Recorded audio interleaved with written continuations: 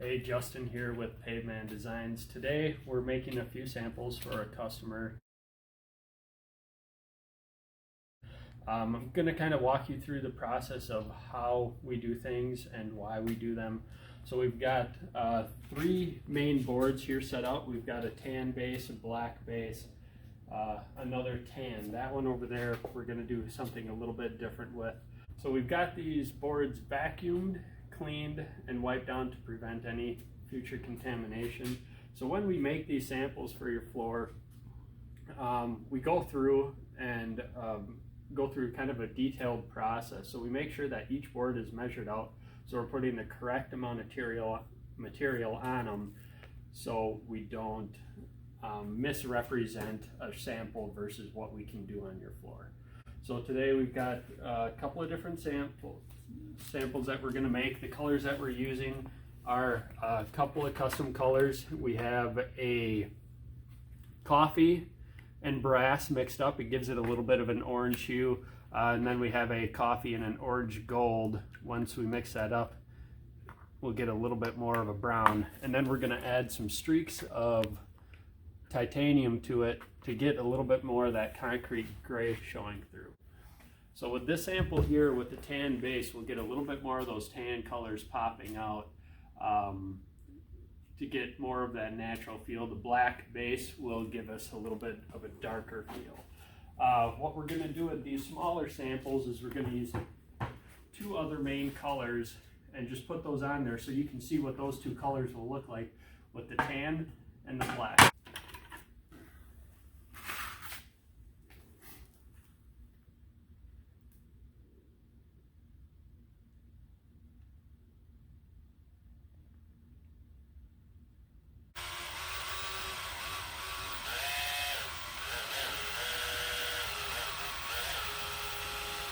What we did here with the colors is we pre-mixed our powdered pigments in first, and that helps prevent any clumping or comets that we can get in the board.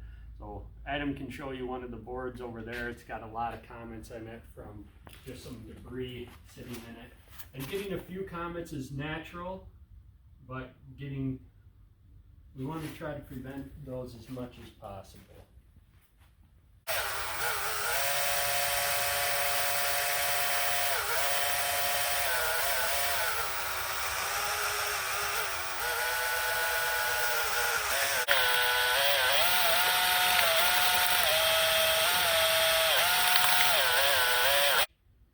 So what we're going to do now is this one has our orange gold and our coffee in it. We're going to do our small samples here first, add a little bit of color onto those so you can get an idea. Now the roller is going to soak up quite a bit, but we'll be able to get a good idea of what the two different colors of bases are going to do for this.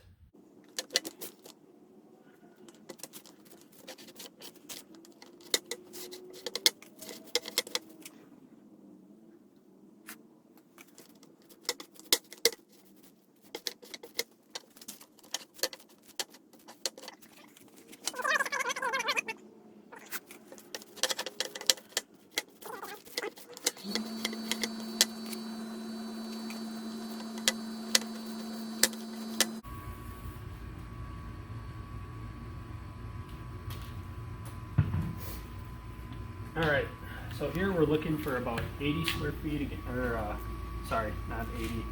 We're looking for about 50 to 60 square feet a gallon on our regular color coat here. We'll get this spread out, and then we'll add our highlight color to it, and we'll let it model it just a little bit and let it flow and do its thing. Now these floors, what's cool about them is the epoxy material that we use has a really high viscosity, so it moves for about anywhere from a half an hour to 45 minutes after we put it down. It's continually moving around. So what I'm doing right now is just evening out the board, trying to get it fairly even across it. Picking out any little boogers that we see along the way.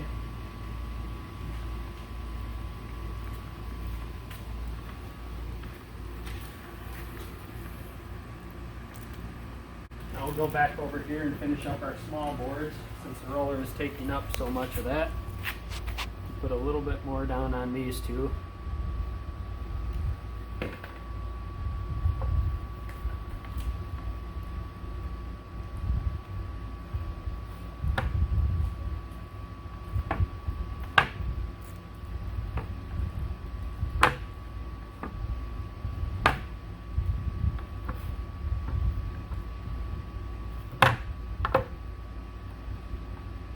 Now these will change quite a bit. Just do a little bit of swirl here and there, kind of mimic what it'll look like. And those will change 100% from what we started with as the pigments settle out and as it flows.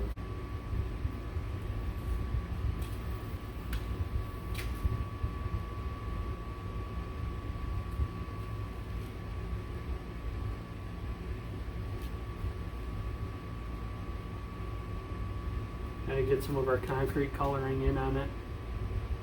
I'm going to model those spots in. And this mimics a real wet on wet. If we're going for more of a vein or a marble look, we're going to let this base color sit for anywhere from about 10 to 15 minutes. And then we'll put on our other colors and do a light modeling. This one we're going to do a little bit of heavy modeling in it.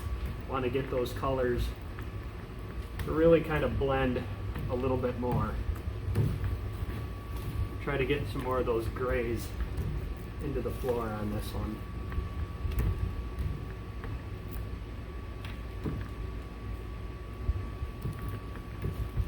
If you model it too much, you'll end up with kind of a monotone color. So we're just going to model it a little bit, let it sit, and let it do its thing from there.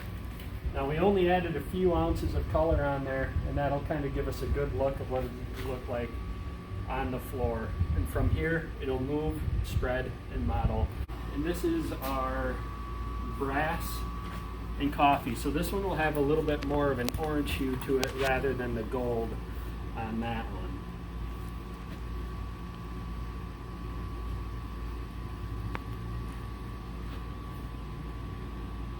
Adam, what are we looking for?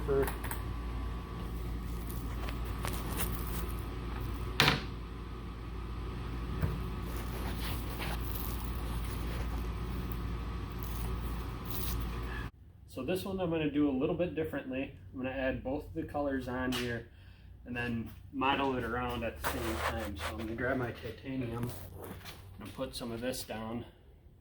We're still looking for about that same 50 to 60 square feet a gallon.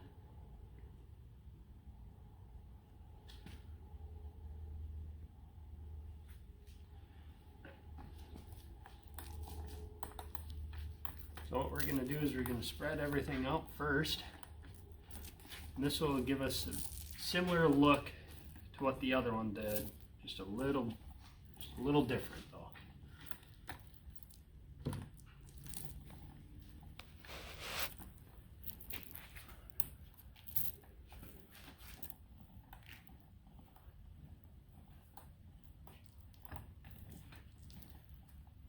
Got it spread out. Do a little bit of modeling on it to mimic what we would do naturally on the floor. And we'll just leave this one. So we've got one more to do. We're going to do the similar technique as we did with this one. We're just going to do it over the tan base.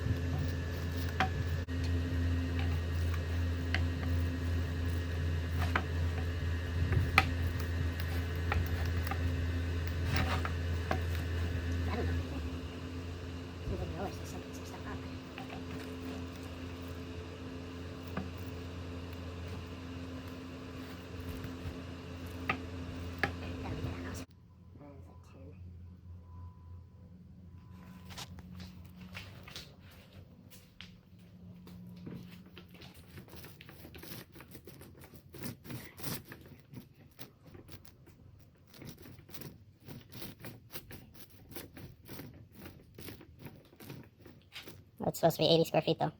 So maybe leave it here. Yep.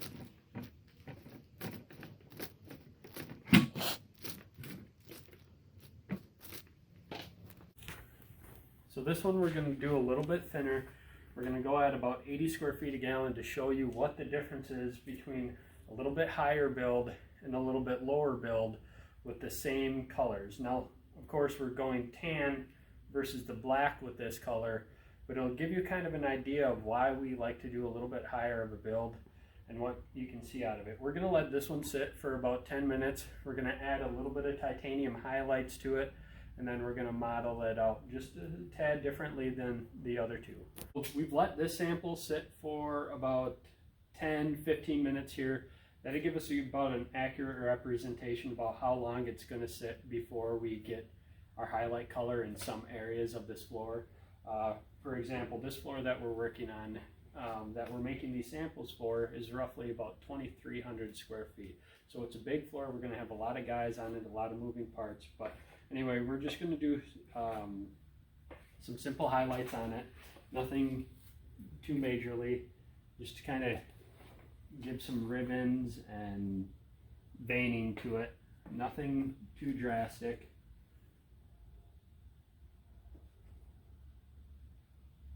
Then I'm just going to work those in here quick too.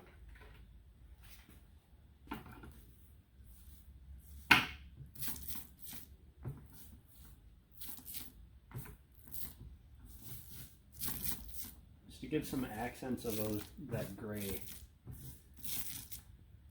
I'm going to roll them in first, and then I'm going to do some light modeling.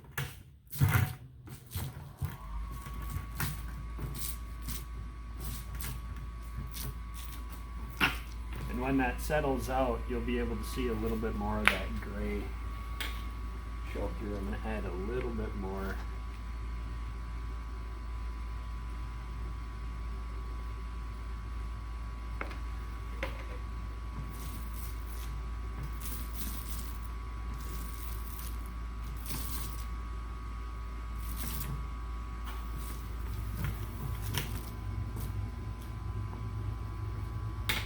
We'll just let this one sit and go and see what happens with it. It is a little bit thinner than what we normally would use when we do these highlights, so I'm just curious to see what happens when we go a little bit thinner and try it.